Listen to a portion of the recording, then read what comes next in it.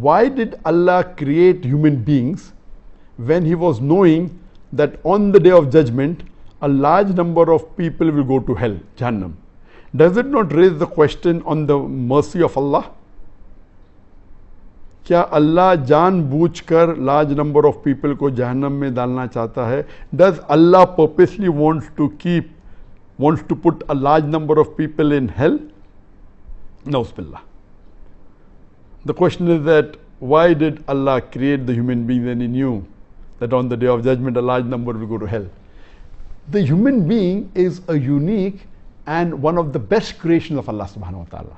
Unlike the other creations, all the other creations, they submit the will to Allah subhanahu wa ta'ala, they obey subhanahu wa ta'ala 100%, whether it be the trees, whether it be the stars, whether it be the sun, whether it be the animals, whether it be the birds, all of them are Muslim, they submit the will to Allah. Allah created two creations, the jinn and the men, the jinn and the human being. And the human being is a superior creation that they have a free will of their own. They can either obey Allah or they can disobey Allah. Now, after free will is given, if a person obeys the commandment of Allah subhanahu wa ta'ala, obeys and follows the Quran and the Sahih Hadith, he is far superior than a person who has no free will and he obeys the commandment of Allah subhanahu wa ta'ala. So a human being who has a choice of his own, has a free will to obey or disobey Allah subhanahu wa ta'ala, and then if he follows the commandment of Allah, he is higher even than the angels. For the angels have no free will to disobey Allah subhanahu wa ta'ala. So He has created a new creation. And when you want something which is excelling or of a higher quality, the chance of success rate is less. For example, if you appear for an examination of 10th standard, you find that most of them pass. When you go to bachelor's degree, yet most of them passed, but lesser as compared to 10th standard. If you appear for an MBBS degree, the percentage of passing the exam is lesser than people passing the bachelor's in arts or in science. If you go for MD or DM, that's the doctorate of medicine, again the percent of people who pass is less than the percent of people who fail, because it's a very difficult examination.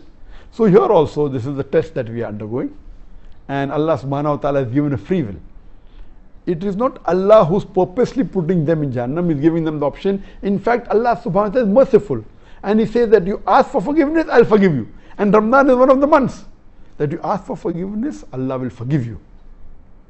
If you do any sin, major sin, let it be how big the sin is, let it be as big as a mountain. If you ask for forgiveness and if you repent, inshallah, Allah will forgive you. But we, human beings, we are ungrateful to Allah subhanahu wa ta'ala. We do a mistake, we ask for forgiveness, Allah forgives us, and we go back to the sin. So this is the test we are undergoing, as Allah says in the Quran in Surah Al-Imran, chapter number 3, verse number 85, that kullu nafsin zakatul maut, every soul shall have a taste of death. And only those who are successful, who achieve the objectives of the life, is those who enter Jannah. This life is nothing but mere play and amusement. Allah says in Surah Mulk, chapter number 67, verse number 2, Alladhi khalaqal mawta wal hayata. It is Allah who has created death and life to test which of you is good in deeds. So this life is a test for the hereafter. Allah is most merciful, He is very kind. We are a unique creation, one of the best creation of Allah subhanahu wa ta'ala. We are undergoing a test.